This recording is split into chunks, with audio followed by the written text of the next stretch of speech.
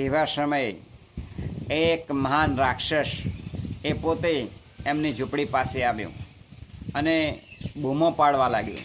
એટલે આ જટાશંકર પોતે પોતાની ઝૂંપડીની અંદરથી બહાર નીકળી અને જોયું તો એક રાક્ષસ હતો. એટલે આ જે જટાશંકર બ્રાહ્મણ હતા તપસ્વી, એમણે આ રાક્ષસને પૂછ્યું કે બોલો, હું તમારી શું સેવા કરી શકું. એટલે રાક્ષસને થયું કે મને જોઈને તો ભલ ભલા એ ફફડે છે, થરથર કાંપે છે, અને આ બ્રાહ્મણને અંદર તો કંઈ પણ જાતનું દુઃખ થતું નથી, કંઈ જ પણ એ નિરાશ થયેલા નથી. ઉપરથી પાછા એવું પૂછે છે કે હું તમારી શું સેવા કરું.